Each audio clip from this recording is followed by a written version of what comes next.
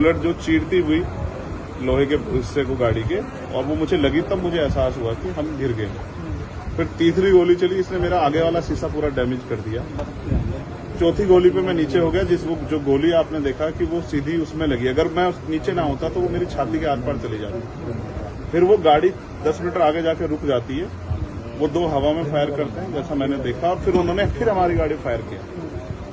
वो गाड़ी के वो फायर जो है गाड़ी के नंबर प्लेट पे लगी। मेरा यह मानना है उनको ऐसा लगा होगा कि हमने जो काम करने आए थे वो कर दिया, अभी मर गया शायद, जैसा पहले कई घटना में हो। फिर वो शायद सरेंडर करने के मूड में थे, लेकिन जैसे ही मनीष ने गाड़ी को मेरे कहे से यू टर्न लिया, उनको समझ आया कि जिंदा है, तब वो वहां से भागे।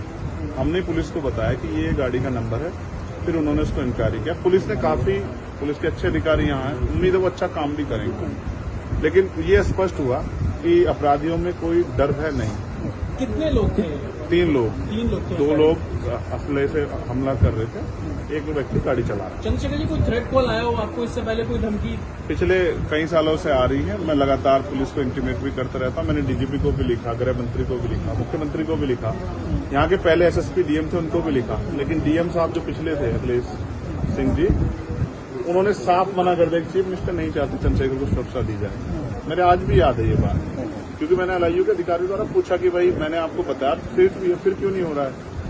तो उन्होंने कहा भाई ये सरकार का मामला, सरकार चाहे तो दे सकती। तो मैं चाहता हूं मुख्यमंत्री इंतजार कर रहे हैं कब चंद्रशेखर मरे, उनका काम आसान है। लेकिन उनको ये नहीं पता कि गरीबों की, कमजोरों की, शोषितों की बात करने वाला चंद्रशेखर इतनी आसानी से उनकी रास्ते में से नहीं है। अच्छा, अतीक अशरफ का जैसा हुआ वैसे ही कुछ होने वाला था, ऐसा आपको लगता है? अब आप इसका आकलन खुद करें कि क्या हुआ और क्या हो सकता है। आपके पास एक और बात, मुझे ऐसा लगता है कल की घटना के बाद, इतने बड़े उसके बाद भी अगर मैं सुरक्षित हूं तो हमारे संतों गुरुओं महापुरुषों का आशीर्वाद, हमारी करोड़ों बहनों माताओं का आशीर्वाद, बुजुर्गों का मेरे पास है। और मैं जो जिम्मेदारी मैं लेके मैदान में आया हूं, बाबा साहब अम्बेडकर, मानव काशीराम साहब, सदगुरु रविदास जी का जो बेगमपुरा राज का सपना है, मानवता के राज का सपना है, संविधान को लागू कराने का है, इन वर्गों को अधिकार देने का है। जब तक वो पूरा नहीं होगा मैं कहीं जाने वाला नहीं।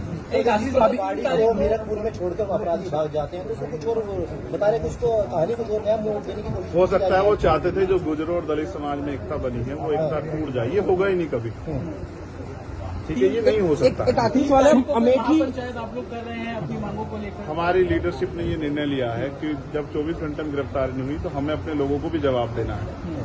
तो इसलिए शायद उन्होंने 3 तारीख का समय रखा है, मैं उसका हिस्सा बनूंगा। अमेठी के अंदर एक फेसबुक वायरल हुई है पोस्ट जिसमें आपको मारने की वो की गई है, क्या सही है? उसके अलावा ठीक है, देखिए लोकतंत्र है, उनके अधिकार है, मारे या छोड़े। मैंने कहा ना, मैं पहला थोड़ा ही जो मारा जा रहा हूँ या जिसको मारने का प्रयास किया, मुझसे पहले बहुत मरे हैं, लेकिन उनको कोई जान नहीं रहा था।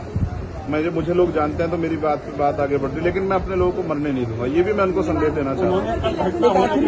पोस्ट किया है अमेठी क्षेत्रीय महासभा से कि इस बार तो बचिए, अगली बार नहीं बचे। देखो, मैं गोली से डरता नहीं, मैं गोली से, बंदूकों से नहीं डरता हूँ। मैं संवैधानिक रास्ते से चलता हूँ, संविधान को मानता हूँ। गोली चलाने वालों को भी कहना चाहता हूँ कुदरत उनको सद्बुद्धि दे, गलत जगह पंगा ले रहे हैं। मैं झगड़ा नहीं चाहता, मैं अपने लोगों को भी कह रहा हूँ कल से शांति बना रखो और संविधान के रास्ते चलो। वो हमें डिस्टर्ब करना चाहते हैं कि जो हम राजनीतिक ताकत हमारी बन रही है कमजोर हो जाए, हम दूसरी दिशा चले जाएं। लेकिन ये भी एक अटूट सत्य है कि हम संविधान के जरिए जवाब देना जानते हैं, और किसी को गलतफहमी हो तो वो गलतफहमी सुधारने का समय। वो क्यों कर रहे थे, वो पाला किस लिए? मुझे ही तो मारना है ना। वो बता दे मैं चला जाऊंगा मरने में, अगर मेरे लोगों के साथ तो खेलना खेलें, मैं तैयार हूं। अगर मेरे मरने से हमारा आंदोलन आगे बढ़ता, हमारे लोग खड़े होते, मुझे कोई दिक्कत नहीं है। लेकिन उनको ये समझना चाहिए कि ये आज लोकतंत्र है। गोली की भाषा से एक चंद्रशेखर मरेगा तो क्या हो जाएगा, हजारों चंद्रशेखर पैदा हो जाएंगे। ये समाज, बहुजन समाज तो उपजाऊ समाज है। एक मरेगा, 1000 पैदा हो, कितने चंद्रशेखर मारोगे? मारो। गोलियों में सत्ता का संरक्षण आपको है, मुख्यमंत्री आपका अपना है, खूब चंद्रशेखर को मारो। हर जिले से चंद्रशेखर पैदा हो। पहली घटना आपके साथ बाबा साहब अम्बेडकर और मानव काशीराम साहब को सपना पूरा करे बगैर संविधान को लागू करवाए हम लोग जाएंगे। चंद्रशेखर भाई, पहली घटना आपके साथ मुजफ्फरनगर में हुई, दूसरी अब देवबंद में हुई। क्या अब लगता है कि आसपास का क्षेत्र उससे पहले बुलंदशहर में? अगर पहली घटना पे ठोस कार्रवाई हो जाती तो अपराधियों के हौसले कमजोर होते हैं। लेकिन मैंने कहा ना कि एक रानी का नहीं, प्राइमरी स्कूल के हेडमास्टर का बेटा है, एक गरीब माँ का बेटा है, तो मर जाए क्या फर्क पड़ा, किसी को क्या फर्क पड़ता है? उनका रास्ते कांटा आसान से निकल रहा है।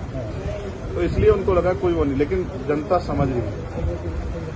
मेरे एक एक खून का जवाब मेरे लोग जो है ना मुझे संरक्षण देके देंगे एक आखिरी सवाल और सबक सिखाएंगे भारतीय जनता पार्टी की सरकार को, जिसके अब संरक्षण में गुंडे पड़ रहे हैं। एक आखिरी सवाल है, क्या ये पॉलिटिकल अटैक था आपको लगता है?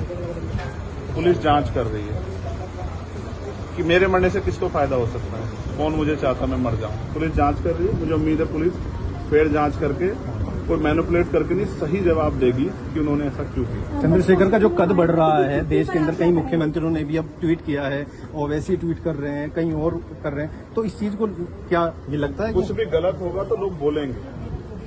अगर कल मेरी जान ही चली जाती तो लोग फिर भी तो उनको पीड़ा होती, उनको अपना भी देखना है, कल उनके साथ भी हो सकती है। ये लाइन ही विचारधारा ही गलत है कि गोली से ऊपर, और ये बीजेपी की भाषा है, गोली मारो सालों को, ये वही उसी वो उपजाऊ हो रही है। देखिए बहन जी से मेरी कोई नाराजगी नहीं है, मैंने उनको हमेशा बड़ा माना, वो मुझे छोटा नहीं मानती अपने परिवार का। उनको ये घटना छोटी लगी, शायद अगर मैं मर भी जाता शायद उनको इसमें कोई शायद बुरा नहीं लगता, मुझे उनसे कोई दुख नहीं। मेरे लोग मेरे साथ हैं, ये बहुत, और वो समझ रहे हैं कि जो उनके लिए मरने को तैयार है, जिसकी जो जान पे जिसकी बनाई है वो हमारा अपना है। मेरे लोग मेरे साथ खड़े होंगे, मैं इस लड़ाई को लड़ता हूं। लगभग सभी दलों के लोग आपसे मिलने आए हैं, कैसा देखते हैं, क्या नहीं, मैं उनका धन्यवाद भाजपा के भी नहीं, विधायक आए मैं कह हैं। रहा हूँ बस सबका धन्यवाद करता हूँ, मगर ये है मैं ये प्रयास करूंगा कि भविष्य में ऐसा किसी के साथ ना, इसलिए लॉ एंड ऑर्डर की कानून व्यवस्था अच्छी होनी चाहिए, मुख्यमंत्री उस पर ध्यान देना चाहिए। बात चंद्रशेखर की नहीं है, बात इस प्रदेश में हो रही हजारों बहनों के साथ जो असमतें लुट रही है, हर महीने रेप हत्याएं हो रही हैं, लोगों की जान जा रही है, सब उन पर वो करता है। तो वो मुख्यमंत्री पद पर बैठे हैं, अगर वो इसको संभाल नहीं पा रहे हैं तो क्या फायदा, तो उनको इस्तीफा दे देना चाहिए। फिलहाल आप ठीक है, डिस्चार्ज किया जा रहा है? हाँ ठीक है। आपके कार्यकर्ताओं ने आज जो है जगह जगह ज्ञापन दिया है, सहारनपुर में दिया, अगली रणनीति क्या रहेगी किस हिसाब से? कोई रणनीति नहीं, पार्टी के सीनियर लीडर जो तय करेंगे हम लोग उस पर काम करेंगे।